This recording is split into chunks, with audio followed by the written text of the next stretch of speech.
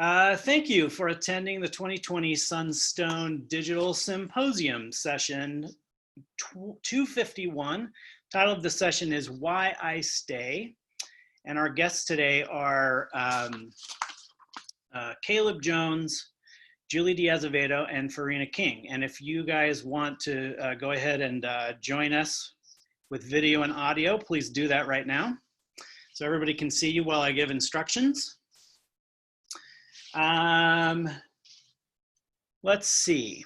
Each year, the Sunstone Education Foundation has carried on a brilliant tradition in partnership with longtime Sunstoner and former Sunstone editor Dan Wotherspoon to bring a panel together of dedicated Mormons to discuss why and how they engage their religious tradition. And Dan wasn't able to host the session this year, and so I am taking his place.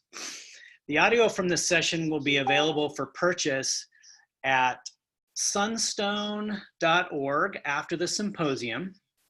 The video recording of this session will be available in the Whova app for the remainder of 2020. Give me 1 second. I'm going to see if I can get our presenters in here. Okay, here we go. Hold on, Julie. There we go. Julie should be able to join us now. There we go. Now you can see everybody. Give them a wave. Everybody say hi. Hello. Okay. Let's see. Here's some Q&A instructions for all of you who are watching on the app. Just because of the way the technology works, the presenters can't see you and you aren't able to ask live questions, but you can submit questions through the app. And then I, as the moderator, will go through the questions and during their presentations, I'll get those ready. And then during the Q&A time, I'll ask those questions on your behalf. So submit your questions there. If you have a question that's specifically for one of the presenters, then you should indicate that in your question. Otherwise, we'll assume that the question is the general question for anyone on the panel. At Sunstone, we are making it a goal to build a community that allows many ways for people to express their faith. Our tagline is, "There is more than one way to Mormon." We invite you to help us build a community where all paths are given space to be better understood. Please support us in our mission by making a donation and subscribing at sunstone.org. Now, about this presentation, this is perennially a very well-received session, and it features stories of those who have chosen to remain active, dedicated Latter-day Saints, even in the face of challenges to traditional faith. Let me take a second to just read some short bios of our participants today. First, we have Farina King. Now, if you look at the post about this, you will see Farina's Navajo name, and maybe when it's your turn, you can pronounce that for us. Actually, I need to tell you, I have a very good friend who is native Navajo, and I called him and I said, I want you to teach me how to say this so that I can be awesome, and I couldn't do it. He coached me and he sent me a recording and I practiced for 2 days and I just couldn't do it, and I thought it would be more respectful to not. So there you go. Farina King, a citizen of the Navajo Nation, is assistant professor of history and affiliated faculty of Cherokee and Indigenous Studies at Northeastern State University, Tahlequah, Oklahoma. Side note, my brother taught there for about 9 years in the biology department. He said you moved into his ward the same week they were moving out. So you probably don't know. But anyway, you and I are connected through Tahlequah. Go to Fish's Barbecue if you haven't already. It's very good. She received her PhD at Arizona State University in U.S. history. She specializes in 20th century Native American studies. She is the author of The Earth Memory Compass, Dene Landscapes and Education in the 20th Century. So that's Farina. Next we have Caleb Jones. Caleb Jones describes himself as a post-secular Mormon who practices in the LDS Church.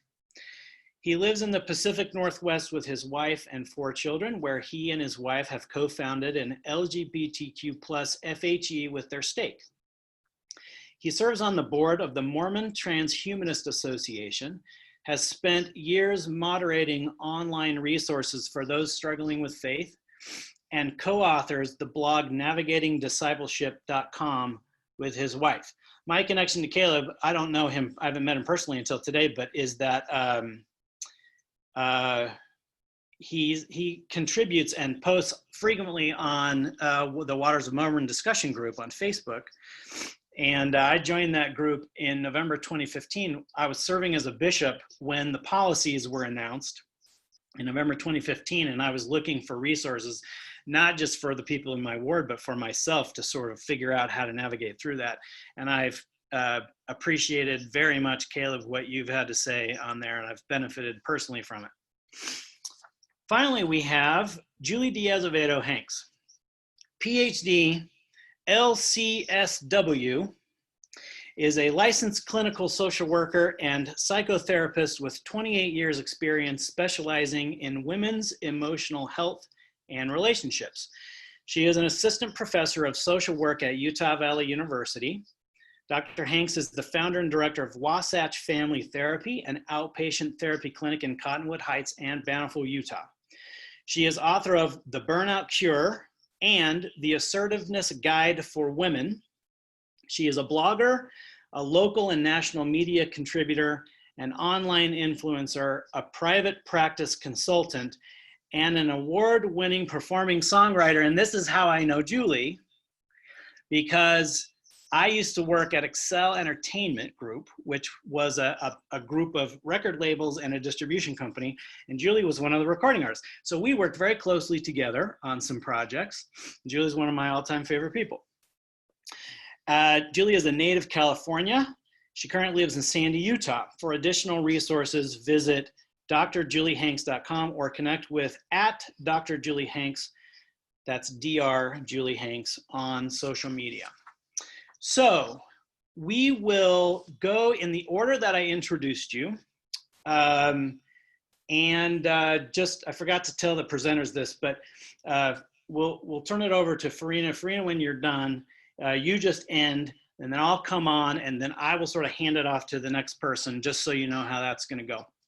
And then, so it'll be Farina, and then Caleb, and then Julie, and then when Julie's session is over, we'll bring everybody back on screen, and we'll do our Q&As. So let's get Farina all on her own here.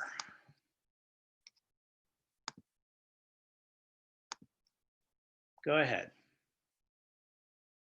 Okay, thank you. I'm going to start with sharing my screen because I have some images I'd like to share with you all. And it pulls up my, I'll jump there. Thanks for bearing with me. Where did my Google Chrome go? Okay, here we go. Thank you so much for that introduction and for inviting me. I must admit this is my first time of participating in a session like this. So I'm also going to try to watch time. I can easily talk a lot. Yeah, when being asked to join this group, I think a lot about terms as a scholar, and even the way we introduce ourselves and how we identify. Those are questions that I ask constantly, and I know we all do to some extent, but it's the kinds of questions that I've dedicated my life to studying and exploring and having daily conversation, almost on a daily level, these kind of conversations with the work that I do. But with this very question of why I stay, it reminded me of more the kind of why I believe firesides that I would hear about when I lived in the Washington, D.C. area, and they have a Washington, D.C. visitor center. Because of course, I have been asked this question point blank of how can you be involved with the Church of Jesus Christ of Latter-day Saints? How can you participate in it? How can you believe in such and such? But, you know, on the other end, the other extreme, people would ask, how can you ever question? How can you ever doubt? Why would you ever leave? You know, so I think it's important to think about that spectrum as well.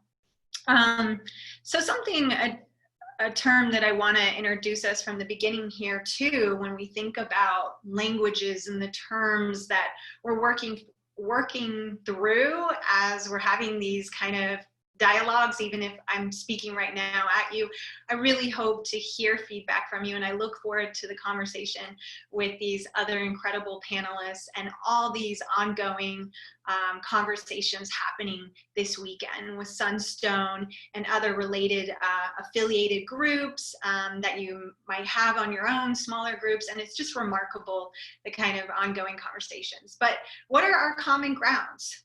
How do we relate? How do we discuss this? And this is very important to that very question I asked you. If someone asked you, why do you stay versus why would you leave? You know, already there's implications in the terms, there's the baggage, the connotations, and what they spark in us. So even when we're thinking about religion and faith, and a person's positionality, my own in this case that I'm speaking about, that I am speaking from a very unique perspective, but one that I hope resonates and connects with each of you, no matter who you are, where you come from, and how you relate to the Church of Jesus Christ of Latter-day Saints. But I wanted to introduce you to a term that I learned later, more as an adult, is sodizin, dosin. Which is a Navajo way that's being applied. It's not perfectly translatable, but one that refers to faith and now religion. But for Navajos, they never had a word for religion, right? There wasn't this idea that this is religion, this is the state, or this is our life outside of religion or whatever. No, it's all holistic. It's all together. Religion, at least the ways that we are wrapping our heads around it, trying to think about it. It's a way of life. We're talking about ways of life and ways of being. So that's something that has resonated with me as I thought about that, learning that my ancestors, my grandparents, and my father, the way he was raised, that religion, you know, even that concept is new, like this idea of religion, that there's a church you go to on Sunday, and maybe your other parts of your life can be walled or categorized or differ in various ways. But no, being Navajo, it was like, that's your religion, being Navajo, being Dene. So I am going to take you on a little bit of my journey in this quick time we have together, but I like I said, hope we can continue these conversations. I was born in Navajo Nation, and the way that we introduce ourselves, it's not necessarily our name, even though our clans, that's a traditional way Navajos introduce ourselves, because that's a part of being Navajo as well, is your family, where you come from. Not just in the sense of like a country, but physically the land we come from. And this is something I also like to share with whoever I talk to, is a Navajo ancestral way that we ask people where you're from, or where are your umbilical cords buried?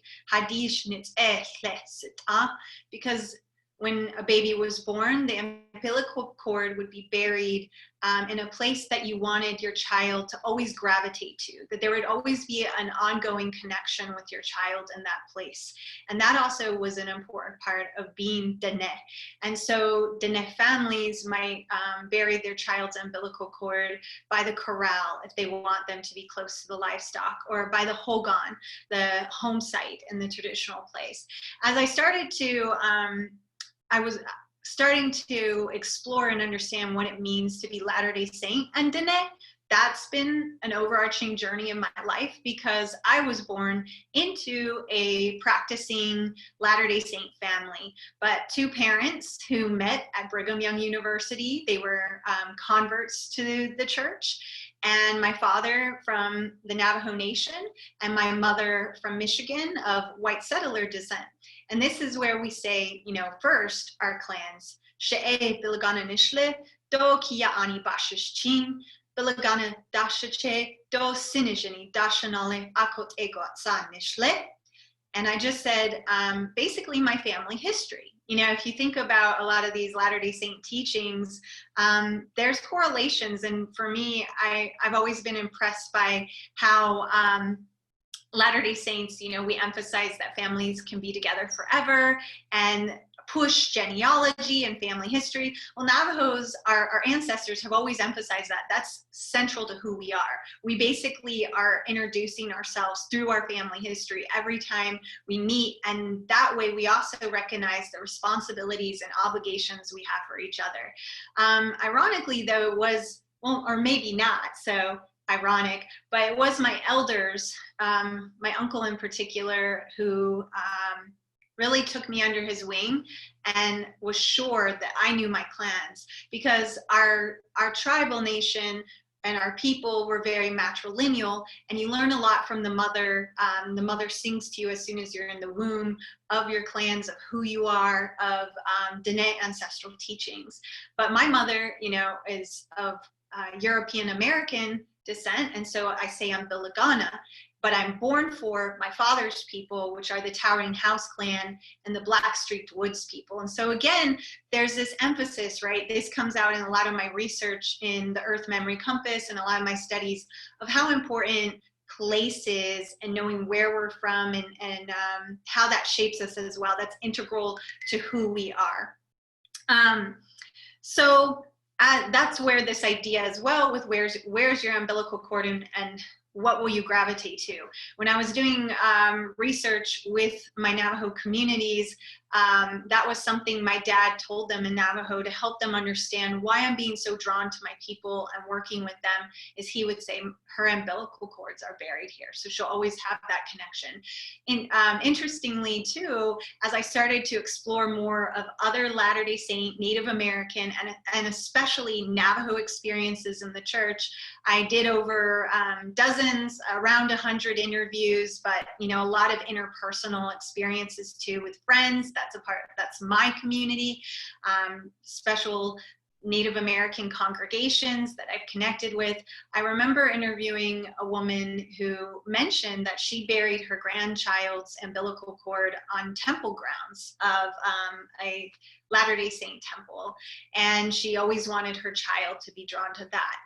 So as I said earlier, to also emphasize, is my father, his journey of conversion has been really a big influence on me. Of course, both my parents. My mother was home with us.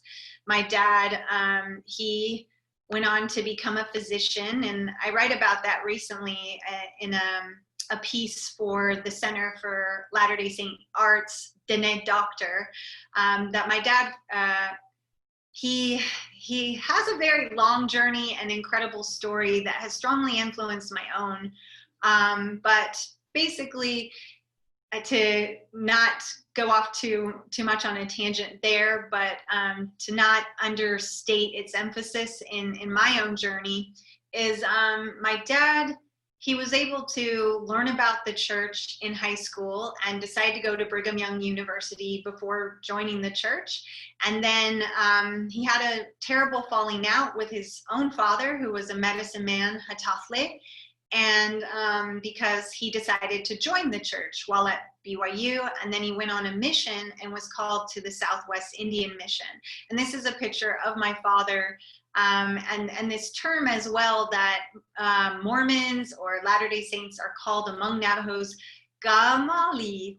And I'm still trying to figure out what exactly that term means. Some joke it means they talk too much, or other different ideas of all these terms have a lot of embeddedness and layers to them. But no one really has a definitive answer about that. So my father went on the Southwest Indian Mission. Right before his mission, his mother, she of course was always supportive of him and his choices, but his father said, never come home, never return. You're basically out of my life. And my dad shared that testimony at the pulpit several times, and it resonated with me. I always wanted to know and understand with both of my parents, not just my father, but both of my parents, why would they decide to be a part of this church when they didn't have to, and when actually it had a lot of costs for them and even pain. And I don't know, just in my experience of meeting a lot of other different Latter-day Saints, I don't know if they also face those same questions, and maybe, you do, and I love learning from that. But for me, being a Latter-day Saint, I wasn't in a heavy Latter-day Saint community. It's like it was another way of being othered, actually. And in terms of intersectionality, all these layers of identities that I was already dealing with as a child of mixed ancestry, being in a liminal space there of not being, fully identified as white, even if I'm white passing, but not ever being fully identified as Dene or Navajo, and then being Dene of a people who have been historically marginalized and traumatized through outright, targets for extermination through settler colonialism that I explore in my studies of Native American and Indigenous peoples. And going even into, more recent histories, right? This isn't so long ago as people want to push it, and including, learning about Mormon settlers and settlers from the church who also were entangled with massacres and violent episodes and disposal and removal, right? That wherever we are, especially in the United States, or you can ask anywhere really in the world, who are the peoples who have shaped those spaces, whether you're conscious of it or not?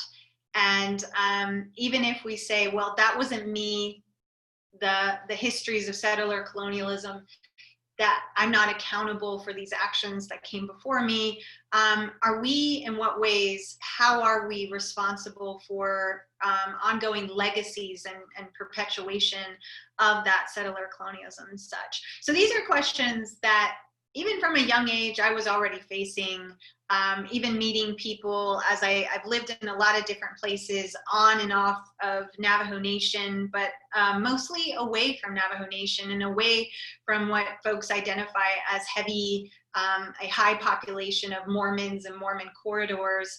So it just was another way of me being weird, that Farina was this Latter-day Saint, Native American of mixed ancestry. And I always knew that I had a choice of what self I would pursue, what kind of person I would become. And so that for me was a powerful part of that journey. Let me see if I can move to the next one.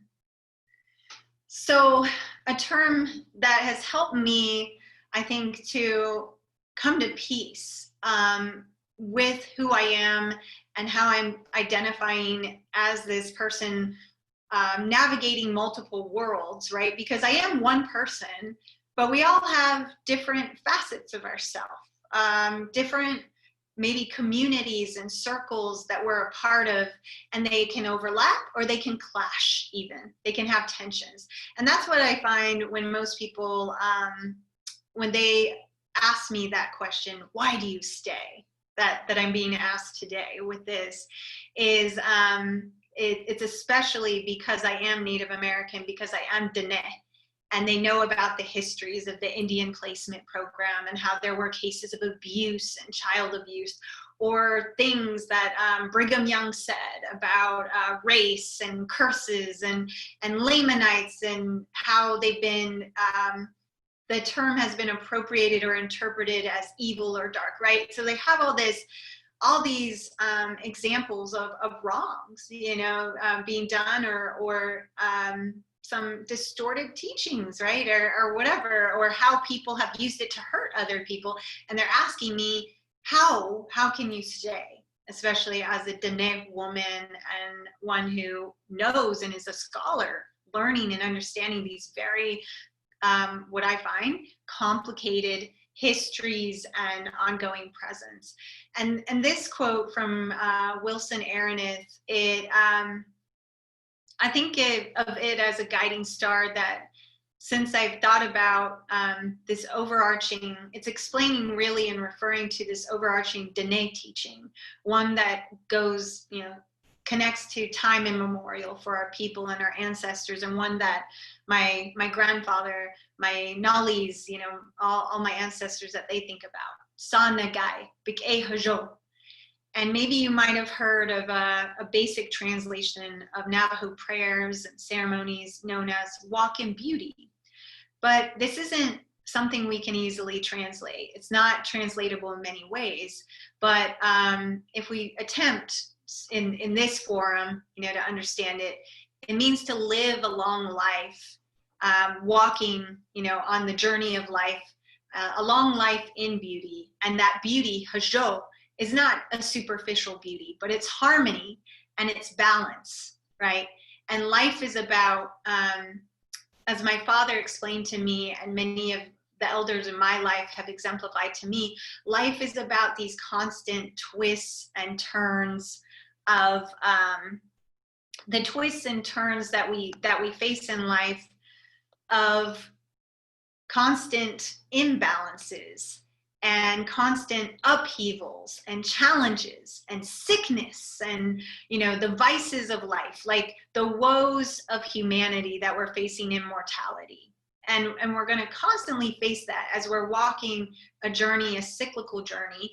But what is our compass, right? And this is something that I explore in my writing for an academic audience, but it's also a layered audience too, for my own community and talking with them and Navajos of the present and even the future.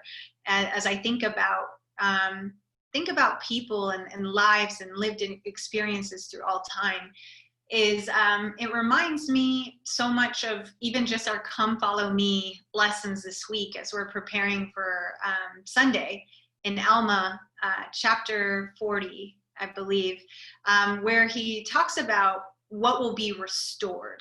Because also in Navajo teachings, and I would fathom, I'm less familiar with a lot of other teachings of the world, but it's a kind of teaching that transcends even a group or even a faith, and that pursuit of truth and the pursuit of a good life, of happiness that everyone seeks. And we find it in different ways, and wherever we're born or how we're placed or what we're facing.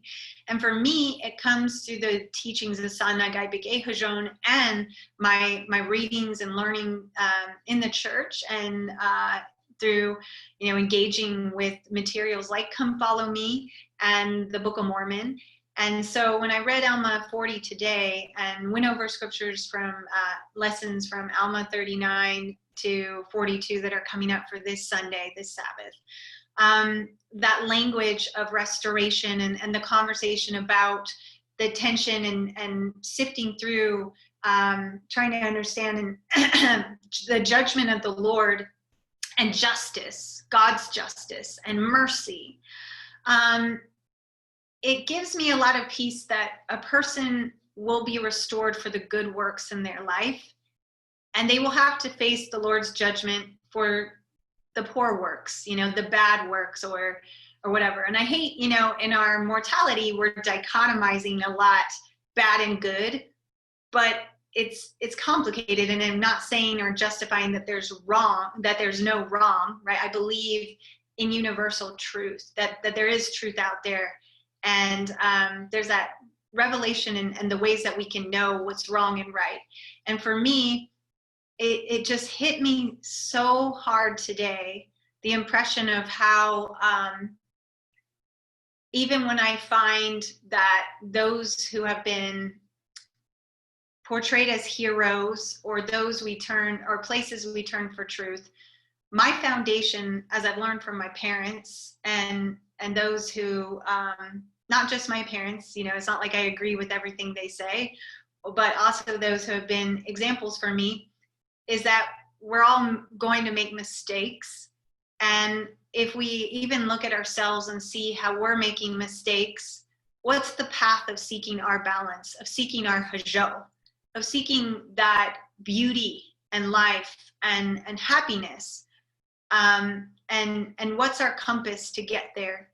And in the Book of Mormon, it teaches us of repentance and of Jesus Christ as a key part of reorienting yourself and getting, you know, back on track of where you need to be, though it is still a painful process, you know, when we're going to go astray and make mistakes. And I think even with all the current debates about memorialization, public memory, you know, Columbus and heroes and Brigham Young and how different people understand it. It, for me, I'm trying to understand people of different time, of the past, and seeking to have empathy and sympathize, but also to be careful of recognizing, you know, as in these scriptures of Alma that I was reading, when there is fault, and to come to the dust in humility, right? That also stood out to me, is being humble and being able to recognize when we make mistakes and to, again, restore balance. So that's what I want to leave you all with, that's helped me to find and seek balance in my life. As I'm still evolving, I'm still becoming, we all are, we're learning to be the best us in this life. You know, people call that perfection, but it's a becoming. But I do believe and see everyone as a child of God, as my brothers and sisters, whoever they are. And I'm so grateful for those powerful truths, that we're going to hear some opinion and some interpretations mixed with truth. And it will be, that's a part of the challenge of seeking the balance and seeking discernment, prayer, and the connection with those who truly know, as our Heavenly Father does. And I'm grateful, you know, to share this with you, and thank you for listening to me. And I hope you all well and be well wherever you are during this time of COVID-19. I think it helps us to especially think about what we need for our healing, not just in the physical sense, but spiritual, that we're all healing to really seek the golden standards of love one another, be like Christ and what Christ would do. And he loves all of us, and he wants us all to be together as a family. Hajona Hasli, Hajona Hasli, Hajona Hasli, Hajona Hasli. Thank you. Thank you. Thank you so much. As a reminder to those of you who are watching, if you have questions, you can submit them via Huva. And if you have specific questions for Farina or Julie or Caleb, please make sure you say that in the notes. Let's go ahead and turn it over to Caleb Jones. All right. Thank you so much, Farina. That was great. Really appreciated a lot of that wisdom you shared with us. This question of why I stay, this was an interesting exercise, and I'm really grateful for the invitation and opportunity to share some of my thoughts. It's an interesting exercise because it asks a lot of you to really dig deep and ask, what are these reasons? And how does this interplay with my identity? And how does this all come together for what path I choose and in what way? So the question why in this session is really interesting, because why is one of those questions that's paradoxically necessary to ask, but also simultaneously too psychologically expensive to ask all the time. And so digging deep here, we have to be careful we don't get stuck in paralysis. My own personal opinion is that humanity really walks this delicate line between asking these hard why questions and moving forward in the unknown, in situations where we don't have all the right answers. We don't have our path fully set out for us. And so this why, this almost existential why, is really interesting challenge. And I encourage a lot of people to take this exercise themselves. For myself, I took this as a writing exercise, and so I'll be reading a lot of this. But really, I wanted to do two things with this. One is frame it in terms of my own personal journey, which I think is, what this session is very much about, but also talk a little bit about how I situate myself in the larger context of the things that I see going on in religion today. Because we all, as Farina mentioned, we all come from places in time and inherit things, and how we grapple with that is very much part of why we choose to walk the paths that we do. Let me share quickly before I get too much into that. Let me share this, because I put some images together. This hymn, and this goes to a personal story I'll kind of start out with. The LDS hymn, Come Follow Me, touches, I think, on this tension. And I wanted to read just a bit of it here, this tension between knowing and acting. It says, "Is it enough alone to know that we must follow him below while traveling through this vale of tears? No, this extends to holier spheres. We must on the onward path pursue as wider fields expand to view, and follow him unceasingly, whate'er our lot or sphere may be."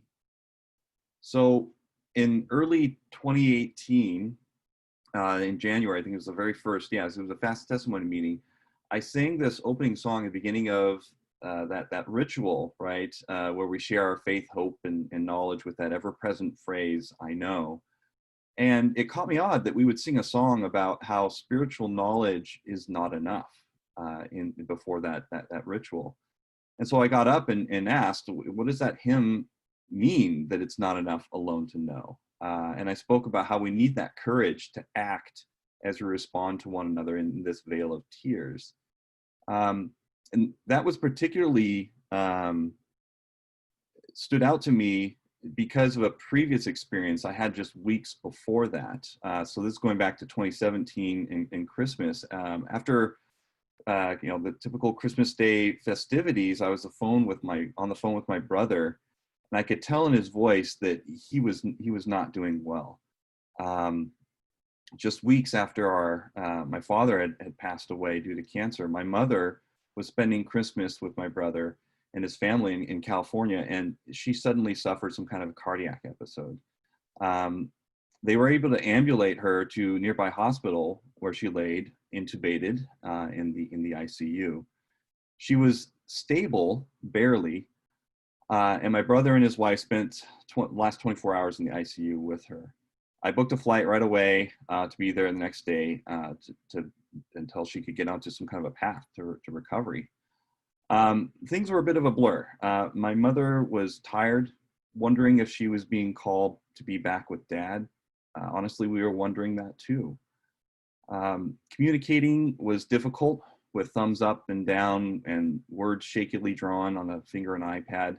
Doctors coming and going, decisions, surgeries, contingencies, what ifs, no guarantees, sleepless nights, so forth. When we understood how serious the longer term circumstances were going to be, my aunt volunteered to come down and help. I love my aunt. She has a kind of no nonsense grit and determination as her gift, whether she's ministering to seniors in a long-term care facility or going toe-to-toe with priesthood to leadership to tell them they're wrong for postponing a baptism because of a previously scheduled basketball pickup game. Her stories of fearlessness are wonderful. I often think of that verse in the Book of Mormon says, "If all men had been and were and ever would be," and I liken it to her. If all women were and had been and ever would be like unto her, the powers of hell would be shaken forever. She was a godsend in that difficult time, and to help my mother have courage to further stabilize. So in those long, nervous hours of silence felt in hospitals, she and I took the time to catch up and reflect on the situation. My father's death is still really fresh in our minds.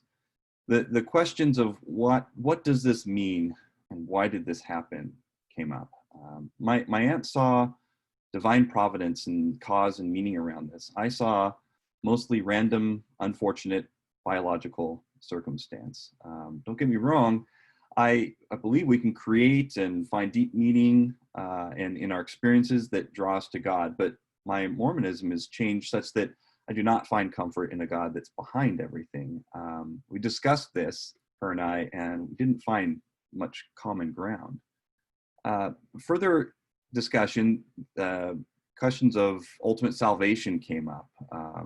Again, there were strong differences of opinion. And I believe in an early Mormon model of eternal progression that extends well beyond this life and between kingdoms. And I think that if intelligence exists, it's capable of growth, almost by definition, and that removing that ability for growth would make it not even intelligence anymore. I don't even know what that would be. And she felt pretty different with more rigid, kind of strict stratification is what is pretty common. So again, not much common ground here. So I think this experience that I had, this eroding common ground, gets at the heart of what's going on, in my opinion, in religion in today and some of the crises that it faces. It's often seen clearly in generational shifts with tension and tradition. I think in a way, over-reliance on tradition is like gerrymandering the districts of time, to use that kind of metaphor. It consolidates power, but often at the cost of the voice of those it governs. While tradition can stabilize, it has that wisdom that it can bring with it. Each new generation has to face it almost like manna. It can spoil after time, and they need to go out and gather it up anew. I think of the great Prince when he noted that not a single significant LDS doctrine has gone unchanged through the entire history of the church. And I think that's true. It's very much in process, and there are real risks involved here, as the doctrines of one era can become the polemics of another. These are some of the things that kind of swirl around in my head when I think about why stay. So while this essay is about my own experience, the second thing I want to bring up here is the larger currents that are going on inside of religion. Between 2015 Pew surveys that talk about the rise of the nuns, religious affiliation rates significantly shifting, even as late as last year, finding these trends that since 2015 are continuing straight through into our time today. Jana Reese has done a lot of work here as well, finding growing cohorts of young Mormons for who the traditions of Mormonism have instead almost become like an anathema. For many, that comfort of correlation is multiplied into a crushing weight of conformity, or strict standards of safety have birthed a culture of judgment. Truth claims can sometimes form into a contentious wedge within families and communities. Veneration of leaders can turn into idol worship, and centrality of post-World War II nuclear family can define a capricious periphery. And so I think we need to be careful, because a lot of these things that, again, traditions that we've held wisdom on are starting to become this almost like spoiled manna. And we need to think through what and how and why are we going to carry forward in faith.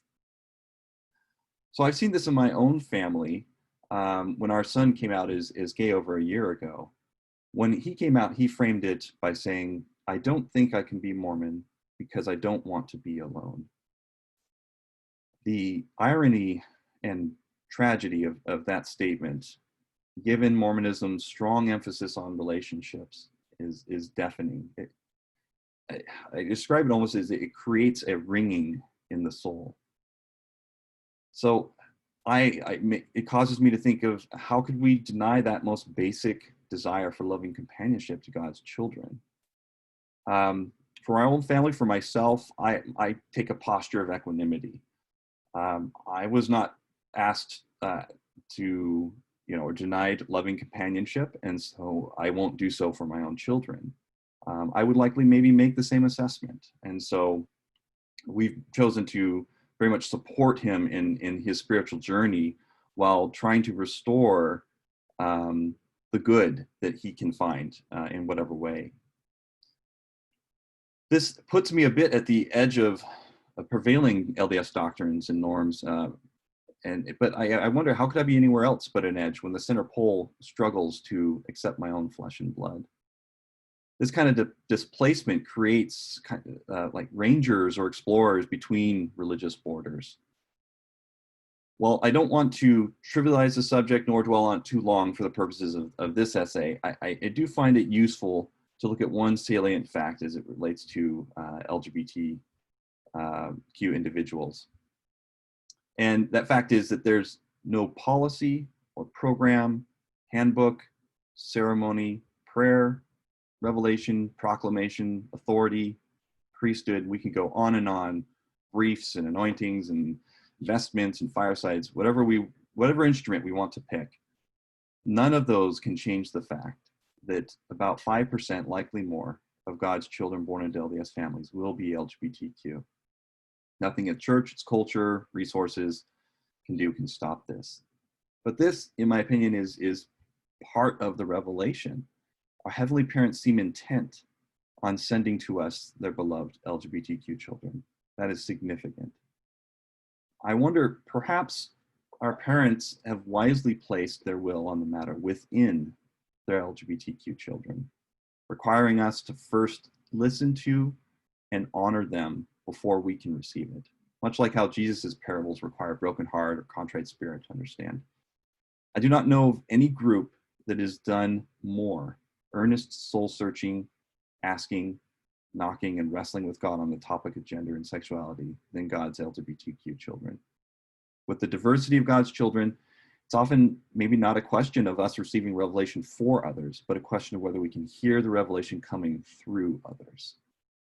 Our heavenly parents have sent the reign of their LGBTQ children on the just and unjust. I say, let us be just. So that's just one issue that I wanted to go into with a lot of specifics on the complexities involved in this question of why stay. And wading through this, there's multiple layers here. Why stay religious? Why stay Mormon? And why stay in the LDS Church? And there are various issues at those layers: treatment of women, treatment of children, treatment of people of color, origin of scripture, white supremacy, church organization and wealth, and nature of covenants, obedience culture. We could go on and on. But these all present complex, sometimes paradoxical questions that get at this question of why stay.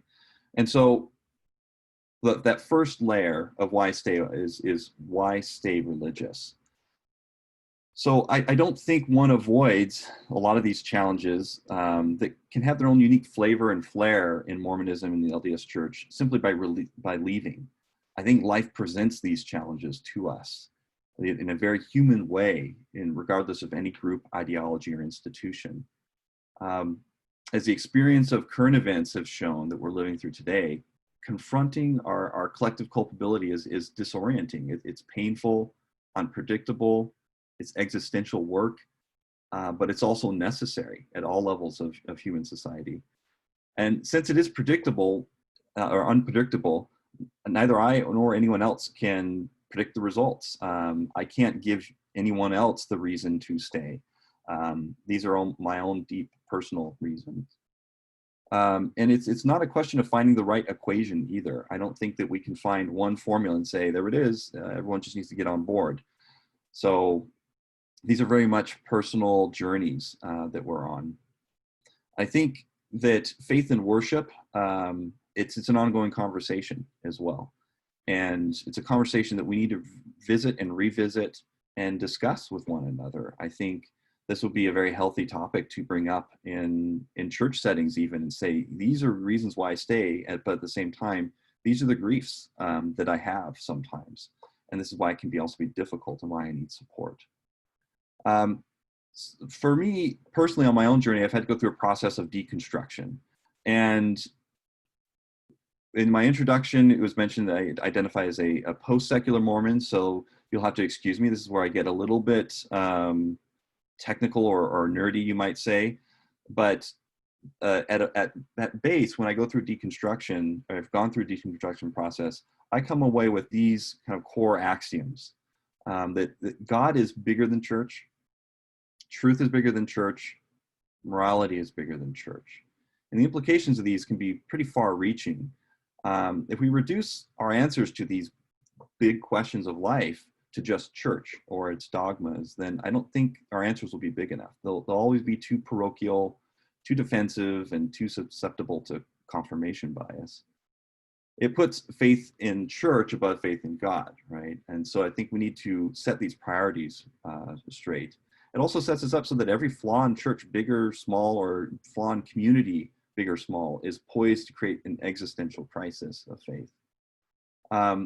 We need instead, if we instead choose to see things as bigger than church, we can frame our relationship and participation in and fallen nature with church and make appropriate expectations and boundaries.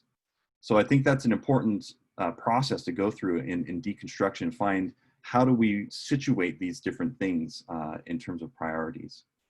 So after deconstruction, how do I go and reconstruct my Mormon faith in a way that gives me meaning in staying involved in it? For me, I frame Mormonism in terms of at leasts. So God is at least a projection of our best desires. Satan is at least a projection of our worst flaws. Atonement is at least our ability to heal ourselves and our environments. Jesus is at least someone who tapped into the power of atonement and God to overcome Satan, and that this work is the work of Christ. The restoration is at least a continuous process to recover and reconcile religious ideas to better align with God and Christ.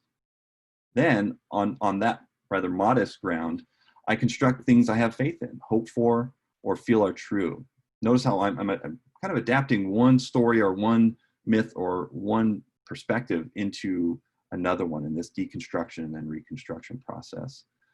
I really believe that science should inform and challenge our stories and myths, but ultimately I also believe, this is where the post-secular side comes in, that science is unable to create new ones that approach the real moral questions of life, that we need both. And so some of my answers here might feel are very influenced by my participation and affinity with the Mormon Transhumanist Association. But bear with me a bit. It comes around on what this can mean for staying engaged and inviting more in. I believe that the universe or universes with all its diversity has been around long enough for intelligence to emerge within our deep past, perhaps transcending mortality, and that the power involved in doing so requires a society that's benevolent enough not to destroy itself with that power. I believe that in a potentially infinite emergent universe, what makes eternity worth living for gods is discovering and connecting with infinitely novel, co-eternal, co-emergent intelligence, while avoiding their engagement, squelching that emergent intelligence's novelty. And I believe that this will cause gods to engage in creative endeavors, even to extremes like preserving and resurrecting the novelty and diversity of intelligences, so gods can continue to commune with them and foster their growth, ultimately becoming peers and joining with them in that work. And here's a very Mormon flair at the end here is I believe that the only way for us to prove this is for us to work to become these gods ourselves.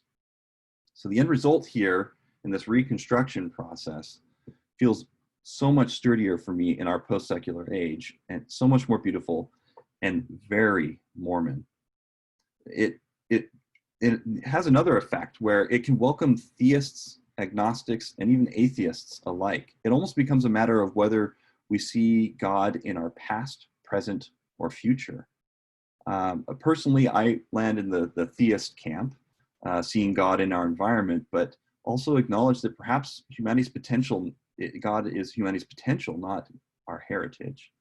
So from a secular perspective, and I've had these conversations, I work in an engineering field with other engineers, that show me the best possible scientific, engineering, and social trajectories, and I will point out how those outline God, or at least a vision of God that's worthy of emulation. So given the broad and persistent challenge that Christianity and US and other countries is facing with declining rates and tensions and so forth, I wonder whether minor policy or theological tweaks can even reverse that trend. So rather than cater to some of the classical assumptions that go on with theism and religion, I wonder sometimes perhaps if Mormonism has within it the ability to call to and invite some of these disengaged groups. How might religious decline be affected by theology that challenges norms and crosses the boundaries that much of religion has rested itself with? So I feel these early Mormon germ truths are so powerful that I want to stay and help them develop and find new expression. That's something in particular that I find an outlet in that the Mormon Transhumanist Association. So it's just that layer of Mormonism for me. So I ran across this quote years ago, and I just wanted to share it here because I find it to be a very prophetic statement said by B.H. Roberts over 100 years ago. He said, Mormonism calls for thoughtful disciples who will not be content merely with repeating some of its truths, but will develop its truths and enlarge it by that development. The prophet planted by teaching the germ truths of the great dispensation, the fullness of times, the watering and weeding is going on, and God is giving the increase and will give it more abundantly in the future, as more intelligent discipleship shall obtain. The disciples of Mormonism, growing discontented with the necessarily primitive methods which have hitherto prevailed in sustaining the doctrine, will yet take profounder and broader views of the great doctrines committed to the church, and, departing from mere repetition, will cast them in new formulas, cooperating in the works of the Spirit until they help to give the truth received a more forceful expression and carry it beyond earlier and cruder stages of development. So what I explained before of this almost kind of post-secular reframing, I view as one way or one formula that Mormonism could be recast into. I think there are other formulas. Farina, mentioned some great wisdom in how she identifies. And so I just wanted to end here with talking about this top layer just briefly in what are the reasons I stay in the LDS church? For here, the answer is very much built in my personal experiences. And so I'll end with a personal experience, going back to this experience I had in the hospital with my aunt. So we were sitting in this tension, both of us secure on opposing sides and debates and doctrines of salvation. And what it struck us was what we were doing in the midst of this disagreement. We were encouraging my mother to fight, to try breathing for just a little bit longer on her own. We were working with doctors, nurses, administering oil to soothe, both religious and medicinal, to soothe her body. Being there, she awoke from anesthesia, from major surgery, massaging her legs as she needed to feel comfort, and helping her feel safe in the chaos of another patient in the ICU who's coming off of a hard drug overdose. So in this sacred work of ministering to one another and serving one another in our pain, these heated doctrinal divides often don't matter very much. I've challenged my children to memorize a poem. It's a very short poem by Adam Lindsay Gordon. He says, "Life is mostly froth and bubble. Two things stand like stone. Courage in another's trouble. Kindness in another's trouble. Courage in your own." I think that the doctrinal certainties that we often get mired in questions of why stay are actually the froth in the bubble in the ocean of faith. And while they can serve a purpose, they aren't very good at addressing the specific intimate evils and pains that we all grapple with. Going back to this hymn, I think Jesus calls us to holier spheres here when we want to ask ourselves questions of why stay. For me, I don't cast those as much in terms of doctrine. I look at it as, I love Mormonism's soaring doctrines of salvation and things that resonate with me in a post-secular context. But I stay in the LDS Church not because I see it as the source of all light and knowledge of God, truth, and morality. I think our articles of faith say that it's not that. Not because it's the source of salvation for all. I think Christ, we need to center Christ there. But because it simply provides an environment in which I'm able to practice embodying Jesus's call to follow him and to build his kingdom on earth in a Mormon context. My hope, and this is part of the reason my wife and I have done things like create a LGBTQ FHE working with our stake, is I think we have a lot of potential to invite more onto this ground, not centered on dogmas and doctrines and proclamations, but really centered on some of these core germ truths of reconciliation and atonement, becoming like God, and inviting others along in that journey. So I just wanted to thank, again, the opportunity to share some thoughts. Thank you, Caleb. As a reminder, hold on, I'm gonna get Julie prepped here. As a reminder, submit your questions on the Who app. Be specific about who you want to answer them. We've gotten permission from the organizers to go a little long today because we're getting a lot of good questions. And so if you can stick with us past the 3 o'clock time period, we are going to go past that to be able to have some good discussion here. So take it away, Julie. Thanks, Bob. And thank you, Farina and Caleb, for your fascinating and inspiring talks. And thank you, all 188 of you, for spending time with us today. This was a really interesting exercise, and I took it as a writing exercise. And it's hard to pack in why I stay into 20 minutes, but I've tried to be as concise as possible. So why do I stay? Only 2 out of 9 children in my family of origin are still active in the church. And I'm regularly asked by family, friends, and random people on the internet, why do you stay? I also ask myself this question often. The older I get, the less I know, the more uncertain I become, and the more questions I have. Here are some song lyrics that describe this uncertainty. I know how to throw a tantrum and a stone, how to be a martyr and be alone, how to change my mind and change my tune. I know how to burn a candle at both ends, how to burn my finger and burn a bridge, how to bend an ear and bend the rules. But I don't know what I don't know. I know I don't know enough, how to make the pieces fit, how to make some sense of this. I don't know what I don't know. I know I don't know enough. Fill me with light and love. Poet and novelist Rainer Maria Rilke has said, have patience with everything that remains unsolved in your heart. Try to love the questions themselves, like locked rooms and like books written in a foreign language. Do not now look for the answers. They cannot now be given to you because you could not live them. It is a question of experiencing everything. At present, you need to live the question. Perhaps you will gradually, without even noticing it, find yourself experiencing the answer some distant day. So why do I stay in the church? I stay because some of my deepest questions require me to stay in the church in order to experience the answer. Question 1, can an active Latter-day Saint woman be a dedicated wife and mother and have a thriving professional and creative life? My family of origin was a traditional patriarchal LDS family. My father was the breadwinner and the bishop. My mom stayed home and raised 9 children. I had very little exposure to women who had a family and pursued education or careers. Over the pulpit, I was hearing that God wanted me to be a wife and mother. In junior high, I struggled with perfectionism, some difficult family dynamics, some depression and eating problems. My parents asked me if I wanted to see a therapist, and therapy was the beginning of exploring a rich inner life with deep and complex emotions and thoughts.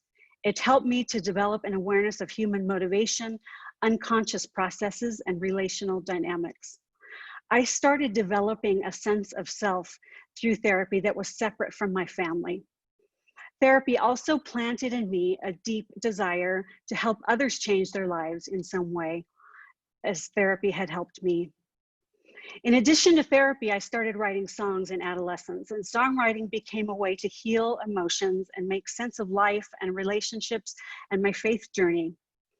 Because my dad, a composer and musician, had been writing inspirational songs, you may have heard some of them, like, "Who are these children coming down?" It seemed really natural for me to do the same, so I started writing. I graduated from North Hollywood High School and started college in 1987, the year President Ezra Taft Benson gave his landmark talk to the mothers in Zion, urging mothers to stay home full-time with their children. He said, "The counsel of the church has always been for mothers to spend full-time in the home in rearing and caring for their children."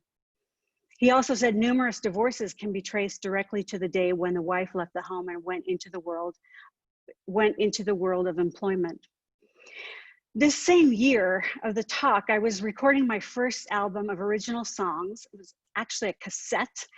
I started my college career with dreams of becoming a therapist, and I wanted to marry and have a family. I felt in my heart like my heavenly parents wanted all of those things for me. The prophet was telling me something different than my personal revelation. This was a decision point. I recall saying to myself as a young adult, no one else is going to answer for my life, my gifts, my talents, and my life's missions, not even the prophet. This is my life. As a young adult, I claimed my personal authority and began learning about the interplay and the tension between general and personal revelation. While in some ways I've lived an expected Mormon life, I got married at 20 years old to Jeff Hanks, way too young, but a good choice nevertheless, and had my first of 4 children by age 21. I was also fiercely committed to my personal growth and creative, educational, and professional development. My husband and I have developed a partnership relationship where we share the burdens and responsibilities of leading, providing, and nurturing our family. So far, it has allowed both of us to pursue our family and our professional goals. Can an active Latter-day Saint woman be a dedicated wife, mother, and have a thriving professional and creative life? I think so. I'm still living the question. Question 2, can women become equal to men in the church? As I entered young adulthood, gender disparities became increasingly obvious at church. The male side of the church is very organized as Heavenly Father, Jesus, 12 apostles, Quorum of 70s, on down the line. Priesthood offices and duties were set forth, yet on the feminine side, there was a void. We had Heavenly Mother, of whom we rarely speak, and there are very few titles, duties, and responsibilities and authority outlined on the feminine side. Women are often defined by their relationship to a man. I'm currently defined as the bishop's wife. Most of my therapy practice and online content and advocacy is geared toward empowering women in the church and reframing LDS cultural norms. I'm hoping to play a part in moving the culture toward emotional health and equality for women. While I'm heartened by the recent changes, the temple wording changes, Relief Society and Elders Quorum being equalized on a ward level, the addition to women on top councils of the church, women witnessing ordinances, more talk of women's use of priesthood power, there is still a lot of work to be done. I believe and hope there's more to be restored in regard to feminine power and authority. What does it mean to be a priestess? Where are the prophetesses? I love the doctrine of Heavenly Mother. It gives me hope for equality here on earth. As we bring her forth, maybe women in the church can take their place next to men, side by side in partnership. I long to have more information about my divine role model and to have a glimpse into my eternal stewardships and potential. I believe that bringing Heavenly Mother to our consciousness will work to elevate all women to a place of equality in the church. To know my power and my possibilities, what my possibilities are in the eternities. I recently have been seeking to know more earnestly the feminine divine. And here's a song lyric about my desire. Mother, where art thou? I have read the ancient words, searching for your name, tracing every line on every page, imagining your face. I hear echoes of your voice in the stillness of the night as I strain to see your shadow in the stories of so long ago. Are you the binding on each page? Are you the thread that ties all humankind through every age? Are you the spaces in between, above, around, beneath? Come out from your cloud. Mother, where art thou? Were you there when it began, in the garden near the tree, the architect of Eden's door for Eve and all humanity? Are you the cradle and the grave? Are you the hand that lifts all living things to higher waves? Are you the soil and the waves, the blossom and the rays? Come out from your shroud. Mother, where art thou? Your weary daughters kneeling, we're praying and we're pleading that you can stop this bleeding. The world has lost its feeling. How we need your healing. We long for your revealing. How we need a mother now. Mother, where art thou? Can women become equal to men in the church? I hope so. I'm still living that question. Question 3, can the church help me become like Christ? While going to Mormon church on Sunday, I attended an evangelical Christian school in Southern California during most of my elementary school. Though I was occasionally told I was going to hell because I was Mormon, attending this school helped me to gain a deep appreciation for the New Testament. We had daily Bible study and weekly chapel services. The focus on the life and teachings of Jesus touched my tender heart and resonated as good, as true. And even though I was baptized in the LDS church and had already taken his name upon myself, at school I did ask Jesus into my heart during altar calls just to cover my bases. As I continued activity in the Mormon church, or the Church of Jesus Christ of Latter-day Saints, along with scripture study and prayer, my desire to want to be more Christ-like has grown. I'm not even certain whether he was real or not, but my life is better for trying to be like him. I started doing firesides for youth groups in late adolescence, and as a young mother in my early 20s, juggling performing, school, marriage, and parenthood, I had just finished giving a youth fireside. To say that it didn't go well is an understatement. The youth were restless, talking, not paying attention, and disengaged. My words and my songs didn't reach them at all. I wondered why I was putting myself out there. I wondered what was wrong. I prayed to know what went wrong, why the fireside was a disaster for both me and the youth. And I got my answer through a song. I want to be a window to his love, so when you look at me, you will see him. I want to be so pure and clear that you won't even know I'm here, because his love will shine brightly through me. I want to be a doorway to the truth, so when you walk beyond, you will find him. I want to stand so straight and tall that you won't notice me at all, but through my open door, he will be seen. A window to his love, a doorway to the truth, a bearer of the message he'd have me bring to you. And with each passing day, I want to fade away until only he can be seen and I become a window to his love. That song taught me that the problem with the fireside was that I needed it to be less about me and more about Christ. As my own family has grown over the past 31 years, we've continued our involvement in the church. The lessons of daily family life have created endless opportunities to practice being Christ-like. It's in family life that weaknesses are exposed and edges are softened.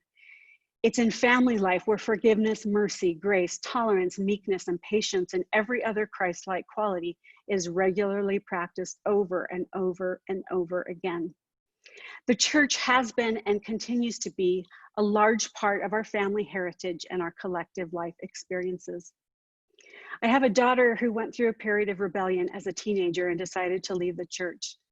Ironically, her leaving was one of the biggest growth opportunities of my life. Going through the process of having a child leave has helped me to become more Christ-like. I learned to let go. I learned to trust my heavenly parents to take care of her. I learned to celebrate her agency. Most importantly, I learned a little bit about what it means to love unconditionally, as our Heavenly Parents do. The practices and rituals of the church, prayer, scripture study, temple attendance, helped me tremendously in this process. Can the church help me become more Christ-like? I hope so. I'm still living the question. Question 4, can we create Zion in our community? This is my community. The Mormon faith tradition is my tradition, so why not try to enhance the tradition that I've been given? I've tried to help heal our community through songs, speaking, mentoring women, providing therapy and relationship counseling to hundreds of Latter-day Saints by pushing against unhealthy cultural norms through blogging and social media. The church community offers a place and the rituals to practice the 2 great commandments, love God and love his children. Following these commandments will lead us toward Zion. I don't know if I would regularly be practicing these 2 commandments without the structure of the church. I think it's possible to practice these 2 great commandments, but I'm kind of lazy and I often take the path of least resistance. Everything about the gospel points to the importance of relationships, earthly and heavenly. There is creative power in coming together in our community. In my experience, revelation often comes through relationships, through counsels, through bumping up against each other and doing our best to stumble forward. An important part of creating Zion in our community is making it safer for those at the margins, at the edge of the flock. The only way I feel I can make the church a safer place for others is to stay in the church. I want to be part of that change. I want everyone to feel welcome. Those with doubts about doctrine and policy and history, women, people of color, LGBTQ brothers and sisters. In the Book of Mormon, after the visitation of Christ, the people are said to have experienced periods of peace. This is my hope and my vision of what we can create as a community. And the people were all converted unto the Lord, and there were no contentions and disputations among them. And every man did deal justly one with another, and they had all things common among them. Therefore, there were not rich or poor, bond or free, but they were all made free and partakers of the heavenly gift. Surely there could not be a happier people among all the people who had been created by the hand of God. They were in one, the children of Christ and heirs to the kingdom of God. Can we create Zion in our community? I hope so. I'm still living the question. Question 5.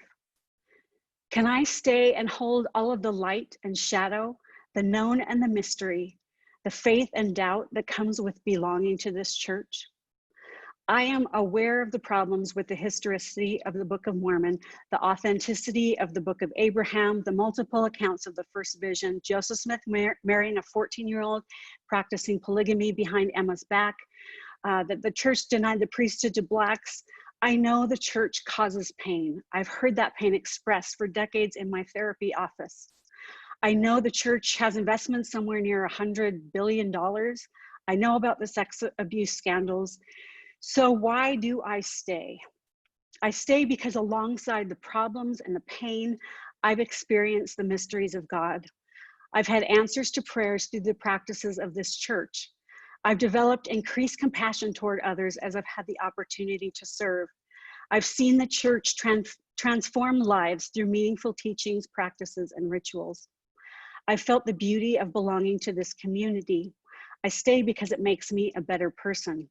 I stay because I believe in the gospel of Jesus Christ, and the Church of Jesus Christ of Latter-day Saints is the imperfect vehicle I have chosen to get me to the destination of becoming more like Christ. The church has light and dark, good and bad, joy and pain, and everything in between. Staying in the church has taught me how to hold paradox and hold ambiguity. Ultimately, my life is better because I stay. Offering. In my hand, I hold a penny, tarnished and so small. I know it's a meager offering, but it is my all. In return, you build me mansions, palaces, and thrones. I'm offering a piece of rusty copper. You're offering streets of gold. In my hand, a bead of water, salty, frail teardrop. I know it's a meager offering, but it's all I've got. In return, you send me oceans. Downpour feeds the flood. I'm offering a tiny fallen droplet. You're drenching me with love. In my hand, a blackened stone, cold, hard heap of coal. I know it's a meager offering, but it is my soul. In return, you drape me in diamonds, gems so rare and round. I'm offering a roughened rock, unpolished. You're fitting me a crown. In my hand, I hold a candle, tiny, fragile spark. I know it's a meager offering, but it is my heart. In return, your summer sunshine, winter is undone. I'm offering a flicker in the darkness. You're offering the sun. You're offering the sun. Can I hold all the light and shadow, the known and the mystery, faith and the doubt that comes from being in this church? I hope so. I'm still living the question. Thank you. Thank you, Julie. Okay. I'm going to get everybody back in here to the room together. So let's see if we can't get everybody all in. Here we are, almost. Where's Caleb? There he is. First of all, you can't see everybody, but Zoom is telling us we have about 183 people on right now. If this were a fireside, we'd be super excited at that number of people here. So just imagine them sitting in front of you while I ask you these questions. We've got some good questions. And as a reminder to those of you who are watching, submit questions in the Whova app. There's also a cool feature in there where you can like someone else's question. And if it's a question similar to one that you would ask, you can just upvote those and they'll sort of rise up to the top. And this session was slated to go until 3 p.m. Mountain Time.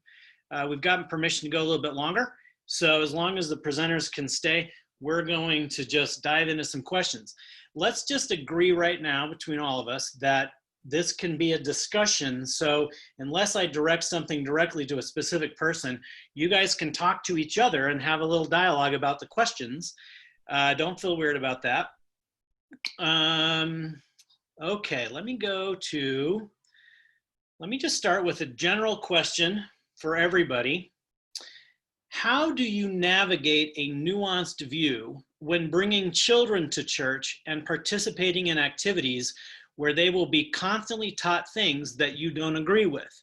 Racism, patriarchy, especially focus on girls' looks and dress code. That's a good question.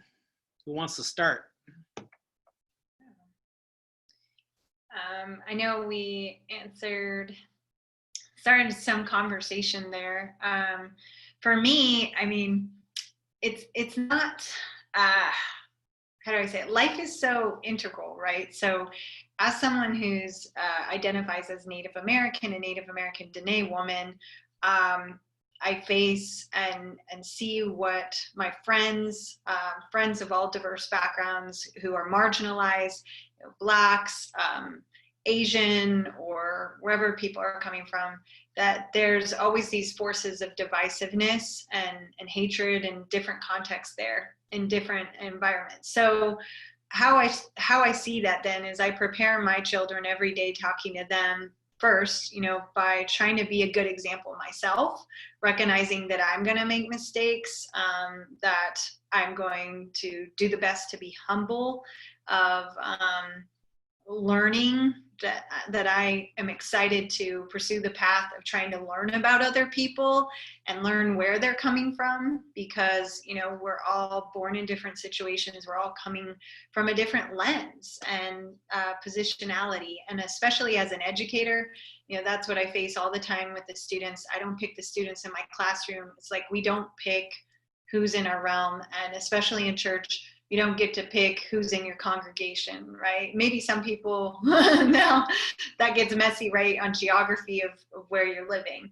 But I try to prepare my children always to focus on important truths of how we relate socially, and to also not be afraid to speak up and stand up for when they see something going too far. I like, for example, what Caleb said about boundaries is, but what I found in particular is to prepare ourselves, learn more about how to do that, because when we come in the moment of, say you're someone's at the pulpit and they're starting to say something, do you run up there and, take them down? Or what will that do?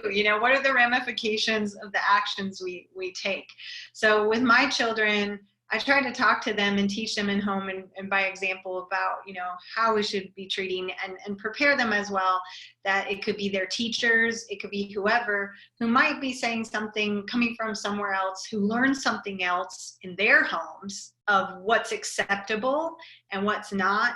And especially as a historian, right? Like, we live in structures that we've been born into structures that were inherently racist. We're inheriting legacies of racism, not just in the church, but maybe folks are chiming in from all over the world. But in my specific context in the United States, I'm living in a place where there's been an ongoing effort to exterminate my people, Dene people, of my father's people, And I've had to prepare my children for that and talk to them about that at a very young age, because they're being fed myths, not just at church, but in school and in different places. So it's something in the home, and conversations, we have check-ins regularly about what are you learning, what's going on, and I share with them the experiences that I still face with even, people who are well educated and have PhDs, and they're still saying racist crap to me and about Native people, right?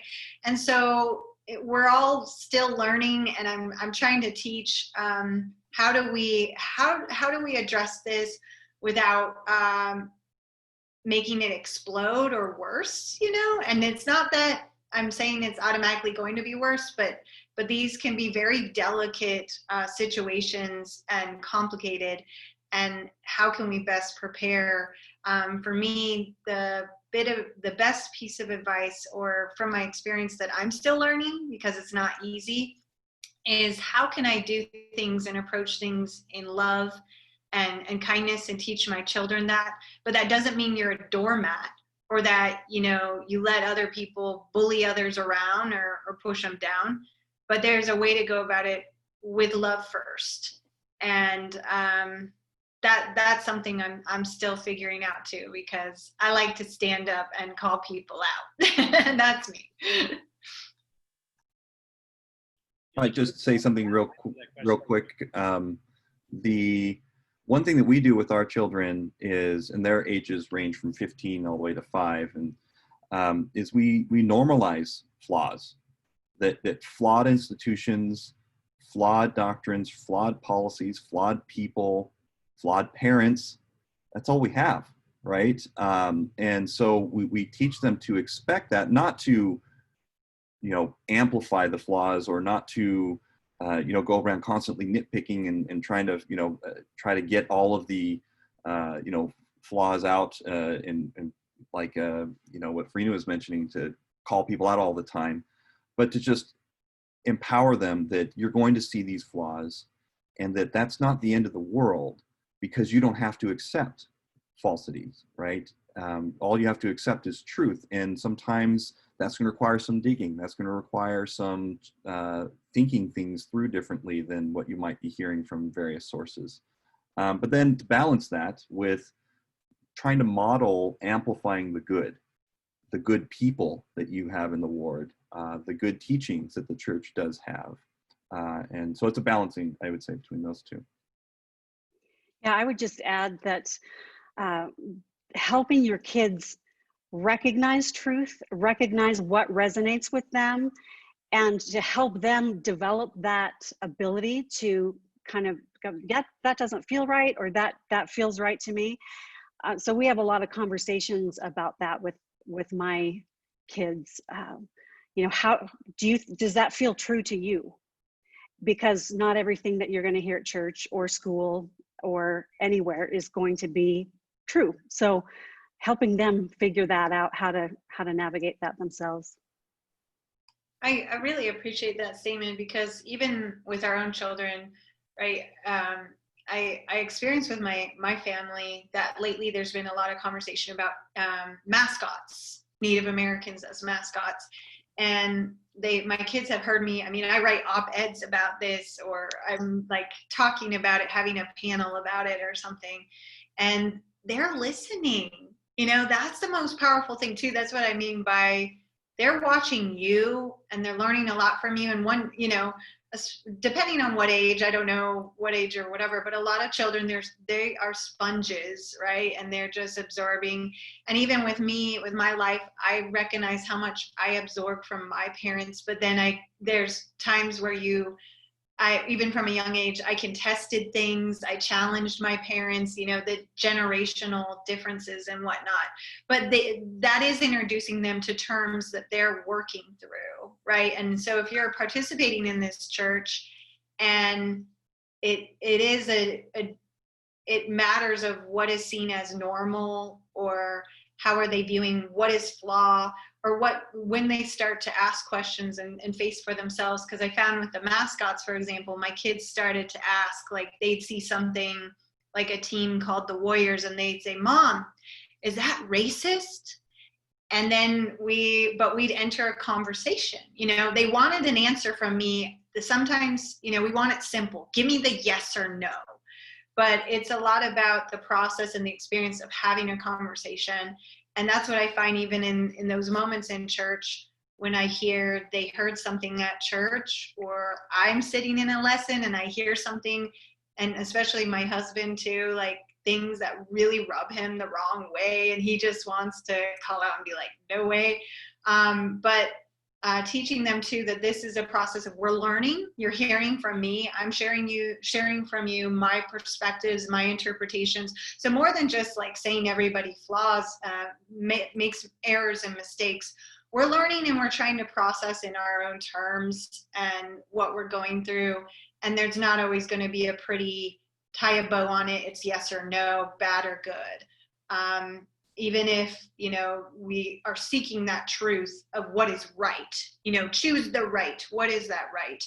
And I think that's where that personal revelation and teaching them what will guide them is so important. What's going to be their compass? Where are they going to turn to seek those a complicated answer? And I think that's something we belittle ourselves by. We are complicated beings. This is something as a historian I see, like understanding people. We are very complicated, and that's beautiful. You don't have to freak out that it's not black or white, you know, one way or the other.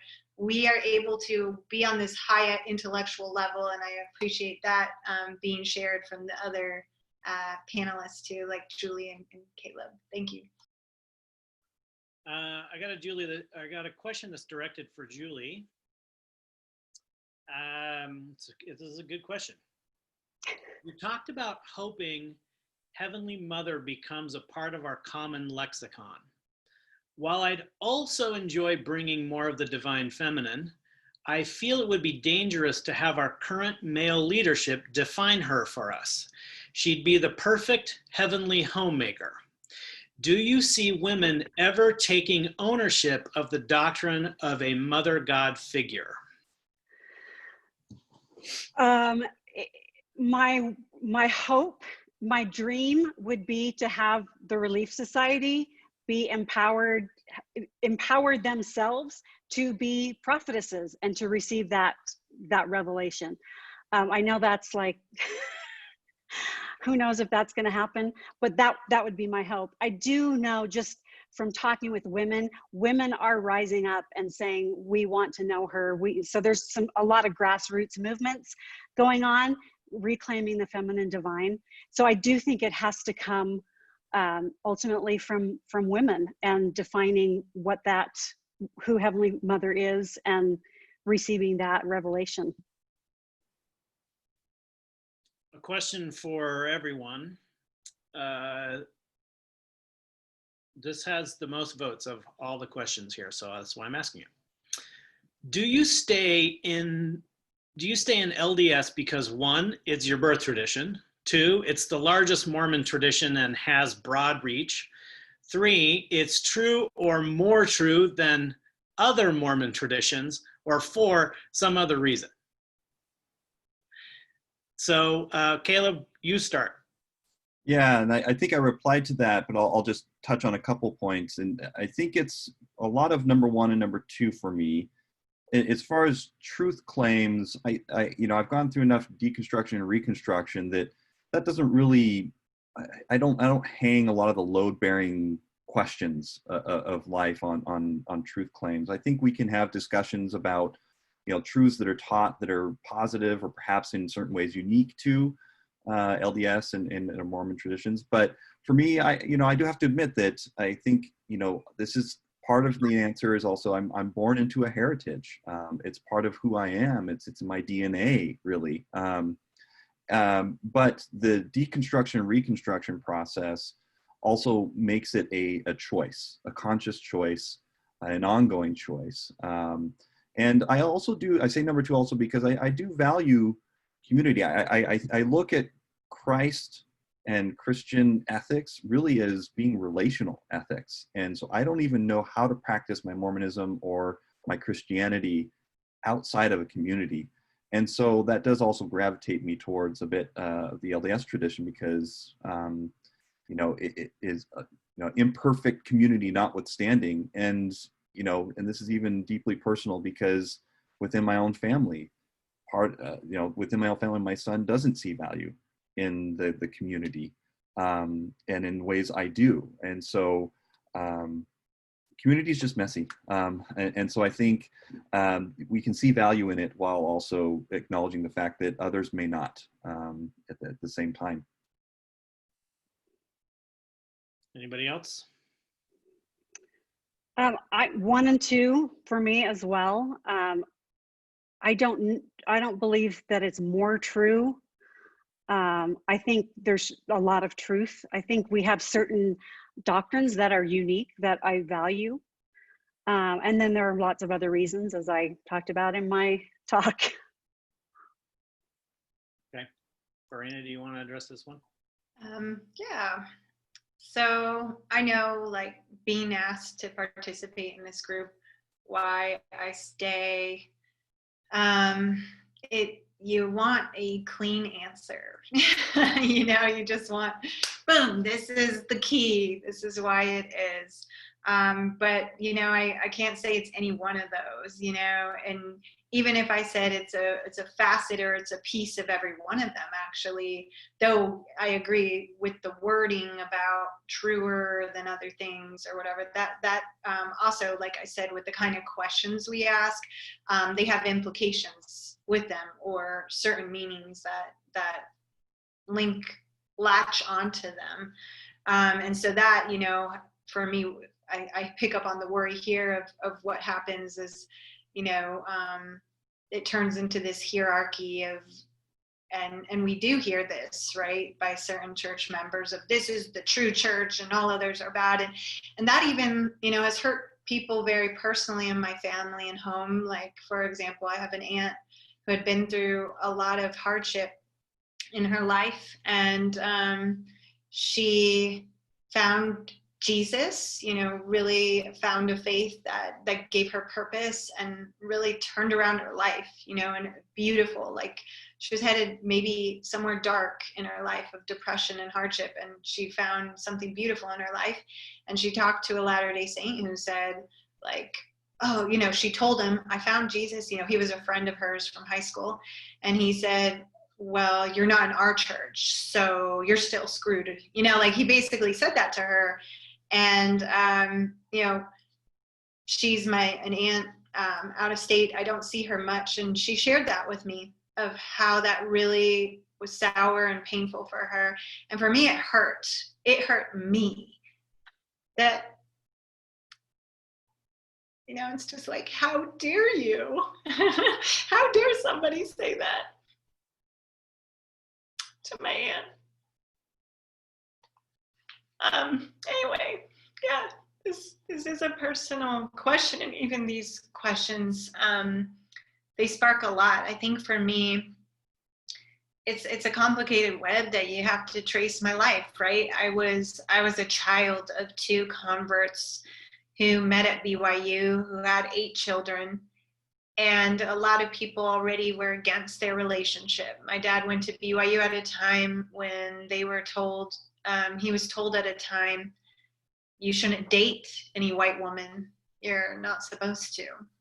And, you know, not long before he did start to date my mother on a blind date, because she happened to be open-minded and roomed with other Native American women who were friends with my father there, at a time when BYU actually had one of the largest Native American student populations in the country that most people don't know.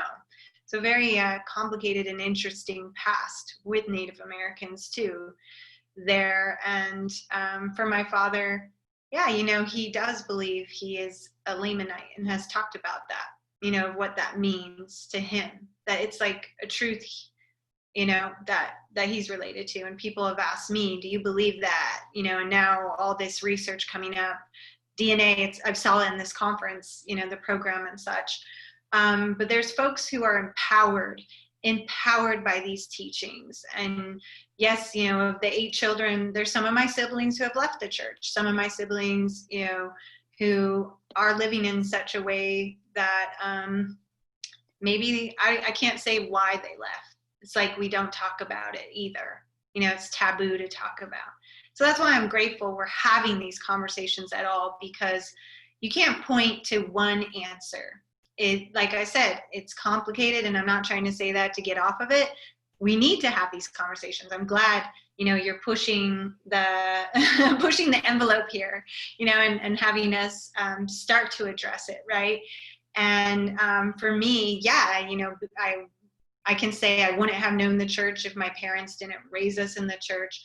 But I know, like, some of my siblings left, and I can guess on reasons, but that's something very internal. And for me, there's experiences here that I don't feel it's appropriate. I'm being recorded. You know, I probably would feel more appropriate at a pulpit, you know, a testimony meeting, sharing that, than here. I'm going to be honest about, because for me, I even was hush-hush that I am Latter-day Saint, because there still is, and especially being Latter-day Saint and Native American, identifying as Native American, people think you cannot be that. And that there's been, you know, personal attacks, or the way they judge you or treat you different, especially as a professional, a person who I try to engage with public conversations and such. And that's sad, you know, that I realize I shouldn't have to be afraid of that anymore. You know, this is what I believe.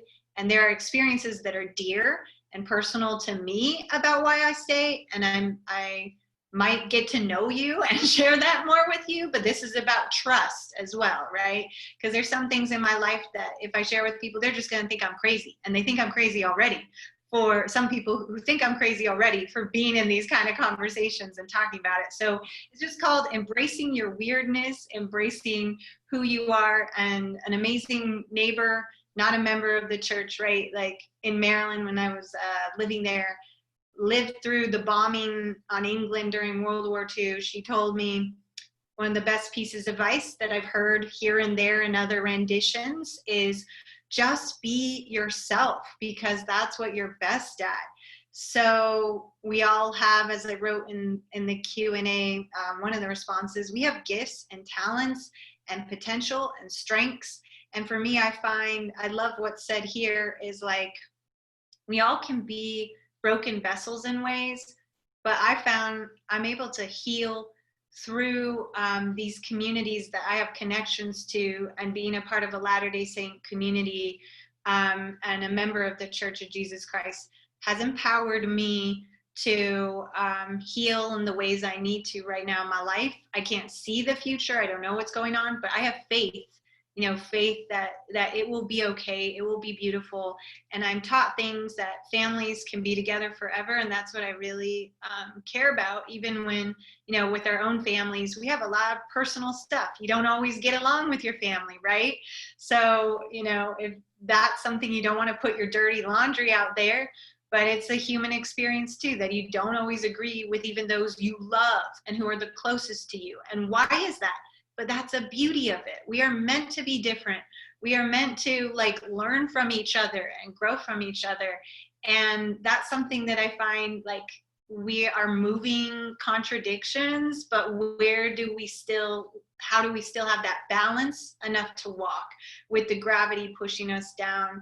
And then, learning to fly, that we do have that potential of really soaring and being the best us that we can be. And that's what I find right now in my life and my path, and that I'm still learning. And I appreciate that journey and having it with you. And thank you, for entering these conversations with us. So we're gonna do one more question, and it's directed at Julie in the comments, but I think all of us could answer it. All of you guys could answer it. Before I ask the question, Caleb, you mentioned just a second ago that you'd responded to a question in the app, and I would invite all the presenters to go after our session is over. Go to the app. There are some questions that are directed to each of you.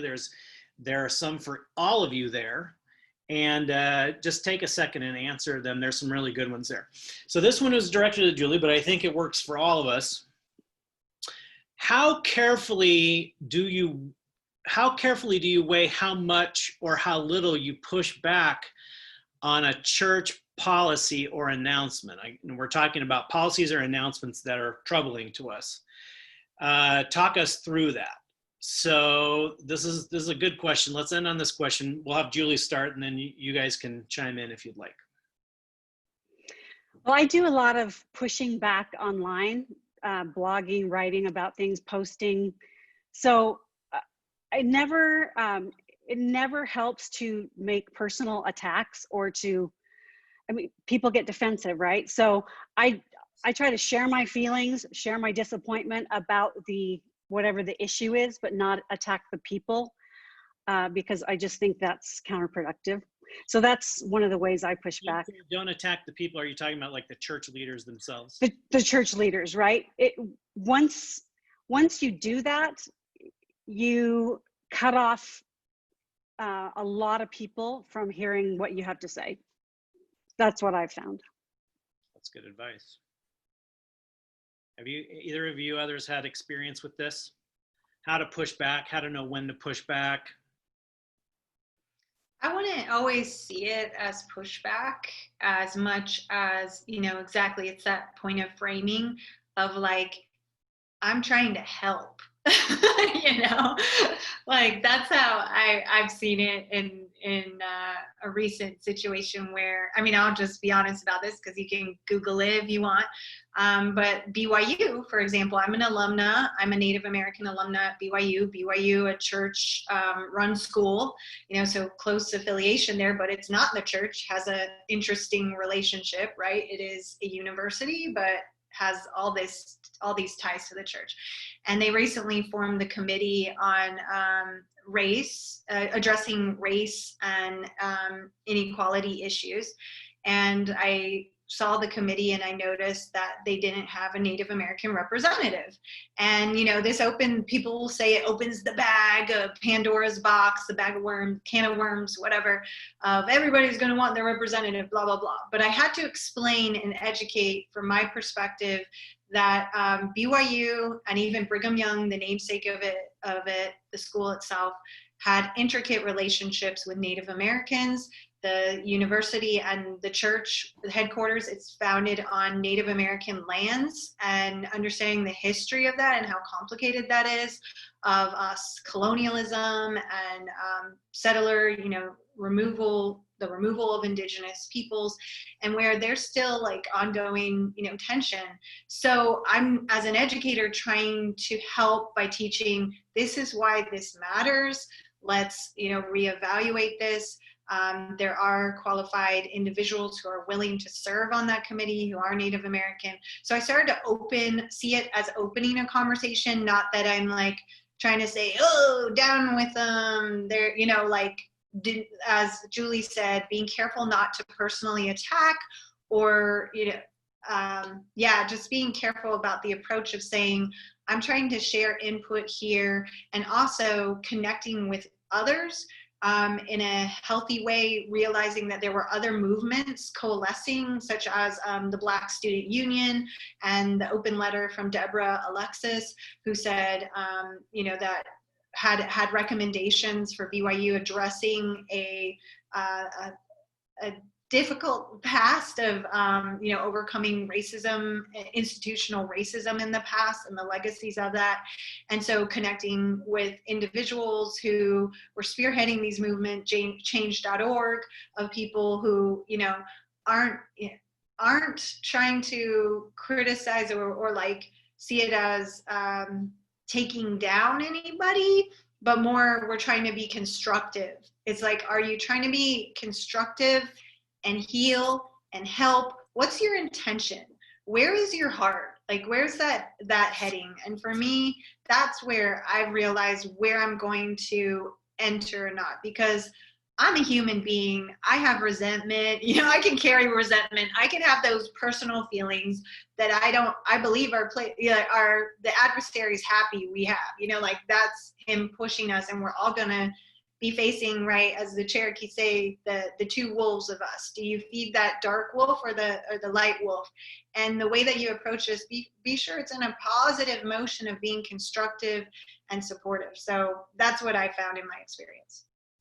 Caleb, we'll give you the last word on this question. You'll be our last thing, so make it really good. Make it really good, right? No pressure.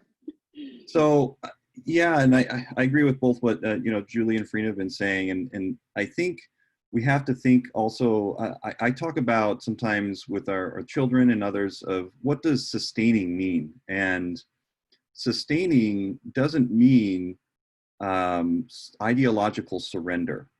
Right. And there's pretty strong language from Joseph Smith talking about how he does not like creeds and he doesn't want to be trammeled by doctrine and things like that. And so our modern kind of creeds that have emerged notwithstanding, I think it's a very deeply Mormon tradition to resist creeds and static notions of faith. And so I think also part of it is we sometimes overinflate policy, and I don't want to say that to not recognize that policy can have real harm.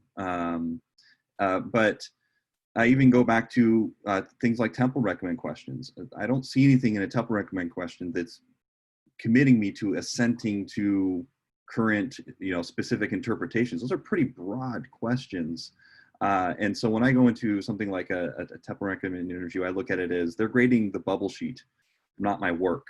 And so going back to the question of, do you push back and things, I tend to take more of a educational kind of role. I want to gather a lot of resources for people, help share those resources with people to help them understand it's not just all or nothing, right? There's nuance involved here. And I think if we can bring that nuance up in community, in our wards, in our stakes, in a way that is, Farina's mentioned, that doesn't undermine trust and doesn't come across as I'm personally attacking someone, that we can help open hearts and open minds and do so in an inviting way.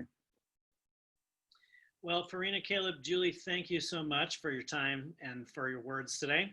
And thank you, all of you out there and wherever you may be, for sticking with us and being a part of this session. We hope you'll continue to join us this weekend and next year. So thank you. Let's all wave goodbye. Goodbye, everybody.